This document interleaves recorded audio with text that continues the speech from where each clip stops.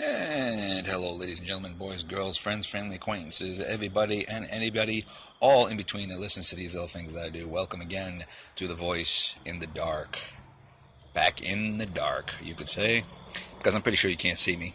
I am sitting out back on the deck of my father's house on this wonderful, wonderful, cool October night where I'm actually enjoying the fall a little bit.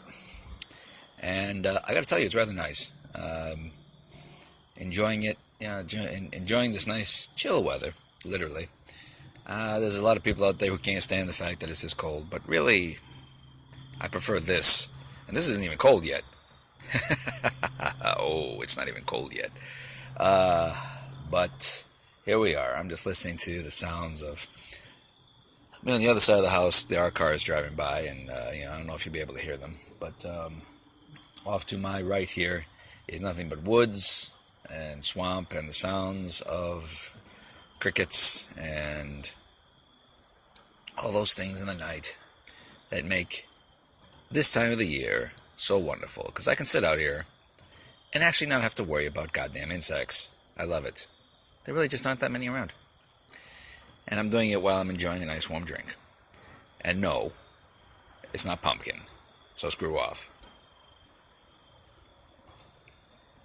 Anyway, I hope that your October has been good so far. A lot of you who have been following me know mine's been kind of shaky, but it's getting better. My left hand is still kind of hurting me, and even after over a week, almost a week and a half now, it still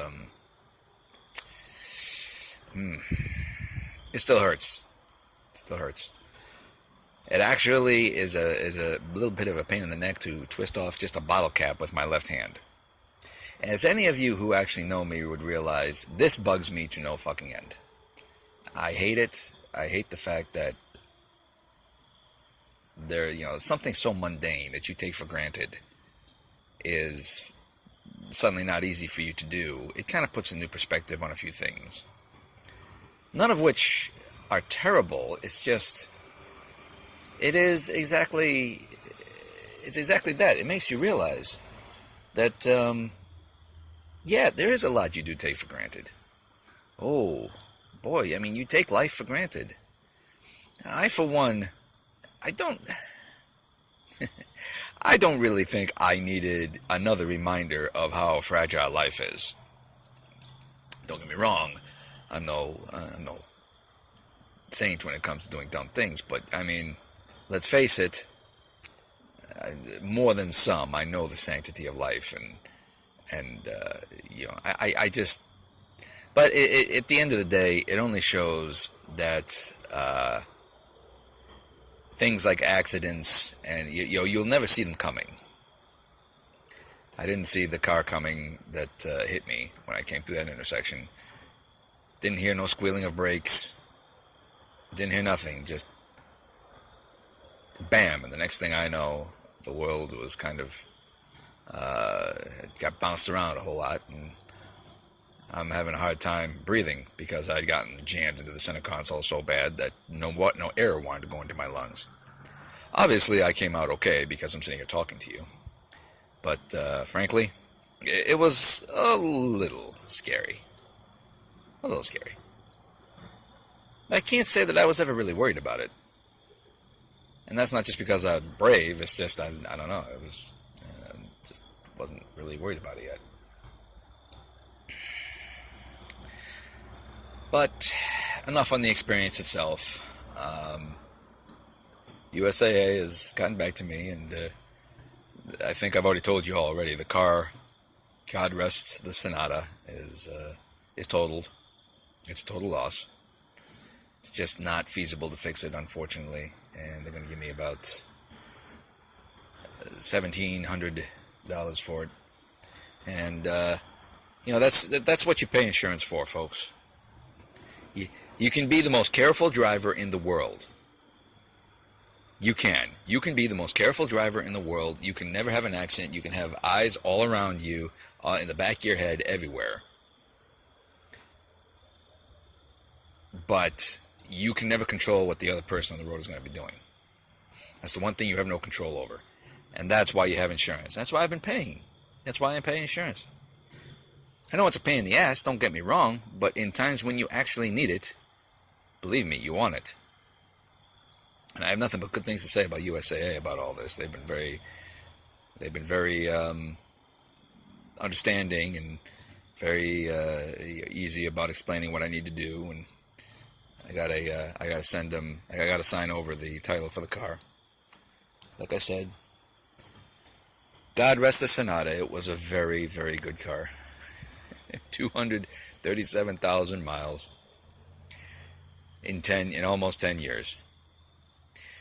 Did you know that the moon is only 238,900 miles away?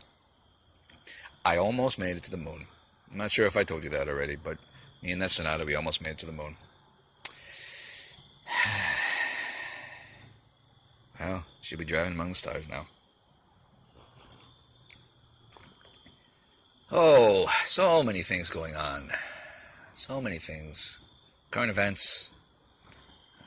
Once again, because the 2018 political election is coming up soon, and oh boy, I gotta tell you, for those obviously those of you who know me know that I lean more right than I do left when it comes to politics. I'm not a dyed-in-the-wool extreme right-wing frickin' jerk off because, and a lot of, there are people, I don't care if you are blue side or red side, but quite frankly, anything taken to the extremes that some people take this are kind of scary. I don't care which side you're on, but, I will just say this, as far as this goes. I've tried to have conversations with people on the extremes of both sides. And because I lean more right than left, I tend to have it easier talking to people who lean even more right. However, the weird fact of the matter is that when I try to talk to more left-centered people, usually, not all the time, but usually, and don't ask me, this is one of the things about being an Uber driver, folks. I've had a lot of conversations with people. And most of them are good, but the really true far left-leaning people, they, despite the fact that I took the time to listen to what they had to say,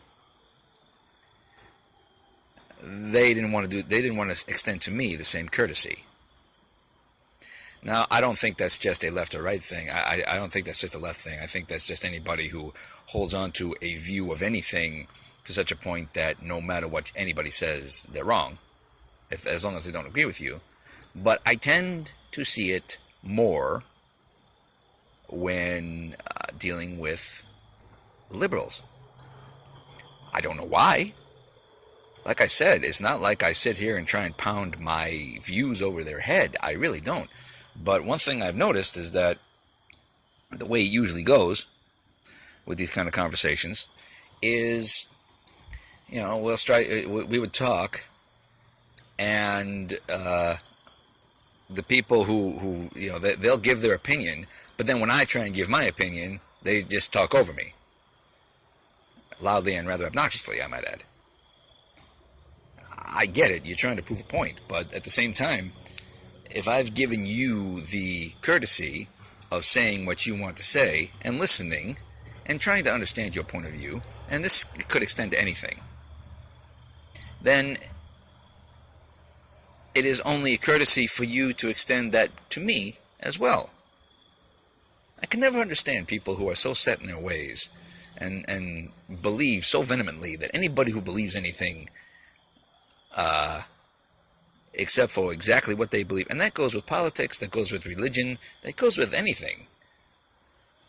It's such a weird thing to hear from these kind of people who absolutely refuse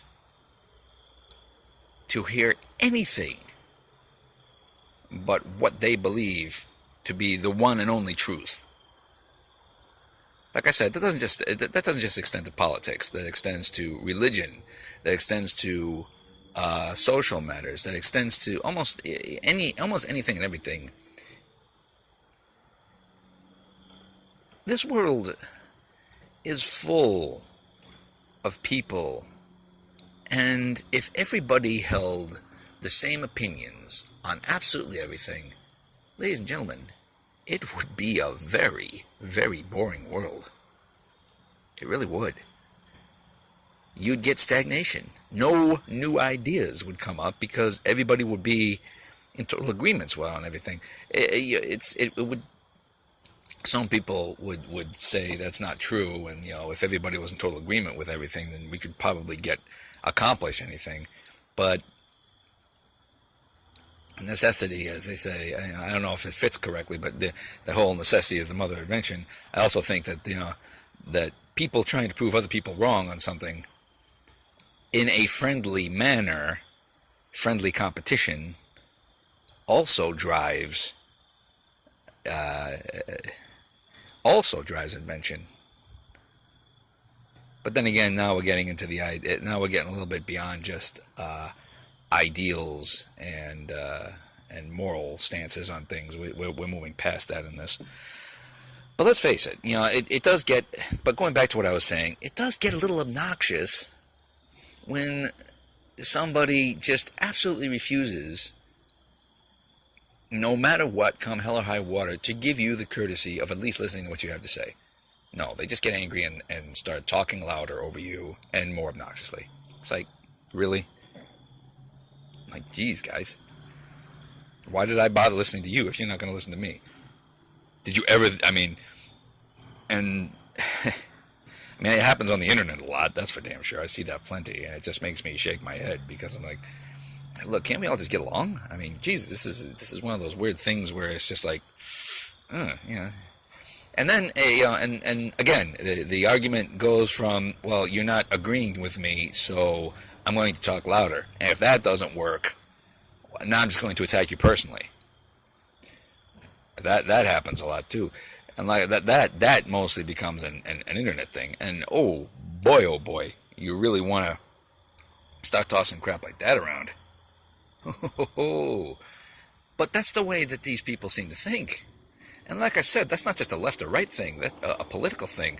That's just a generational thing. It seems. I don't get it.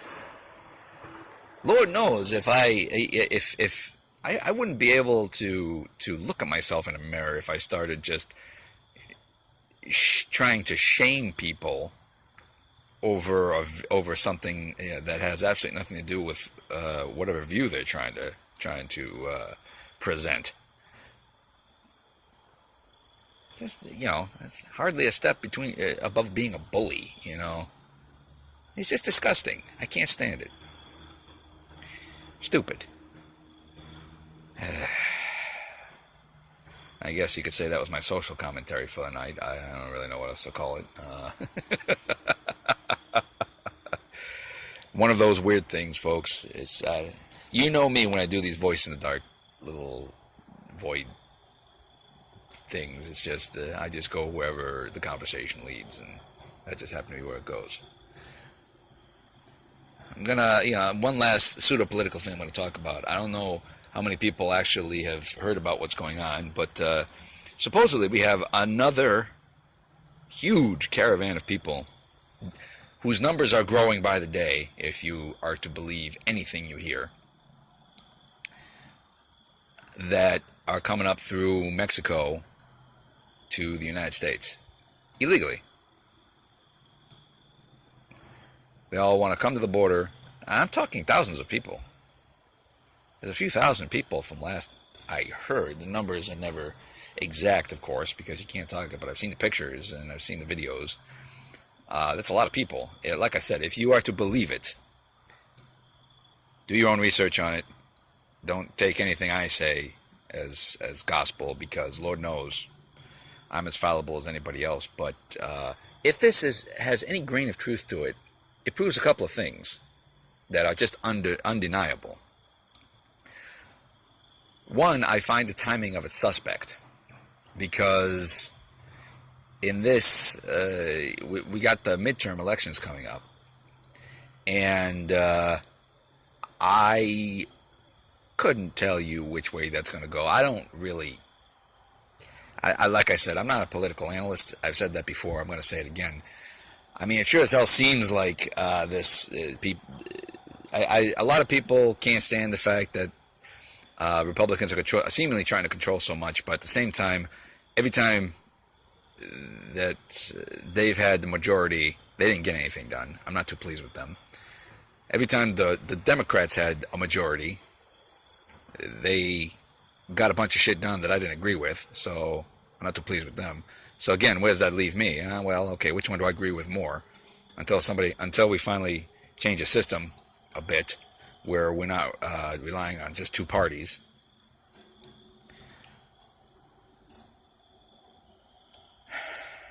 But to go back to this big mass of people that's coming to the United States border, that is moving towards the United States border.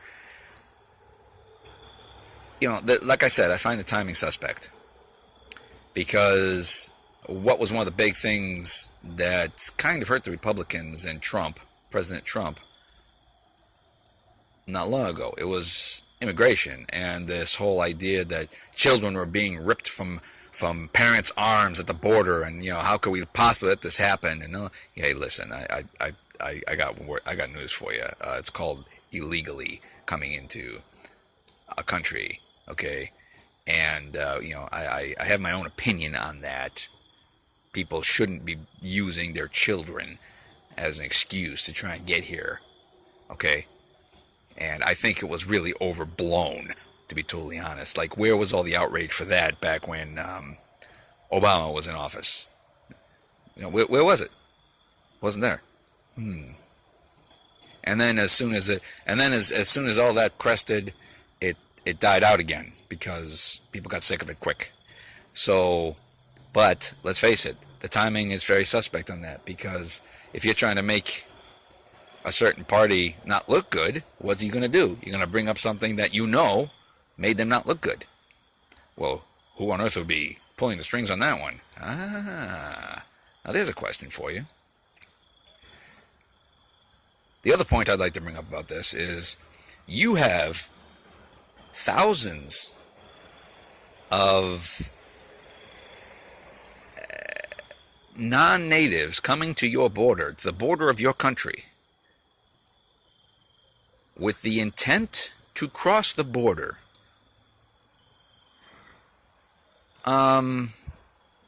Call it a bit of a stretch?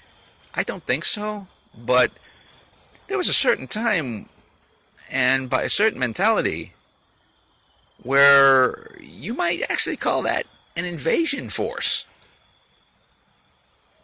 Ooh. I can almost hear people just cringe at that. I'll let everybody kind of just think on that for a little bit. And think on the fact that, if you would call it an invasion force, then why wouldn't you call it the military? Oh boy. Now, ladies and gentlemen, I will let you think on those points for a little bit. I really don't try to get too much into the political spectrum on this for a number of reasons. But tonight, it was either that or I talk about what's going on with my father and the state of my family. And I really am not too comfortable about going into that yet, because, quite frankly, I love my father to death. And he is one of the strongest men I have ever known. And he hates to hear it, but he is my hero. But never, never in my life have I seen him so heartbroken. And it's sobering. It really is. So, during those days when you have me in your prayers, and I ask that you do, in fact, keep me in your prayers, folks. I also ask that you keep him in your prayers too. He's a good man. Regardless of what anybody says. He's not perfect. Nobody is on this earth. But he's a good man.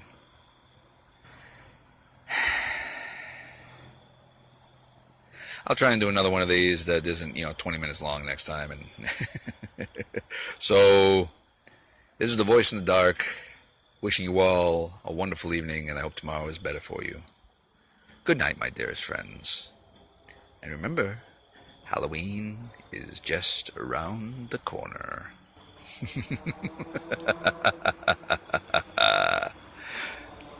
Good night.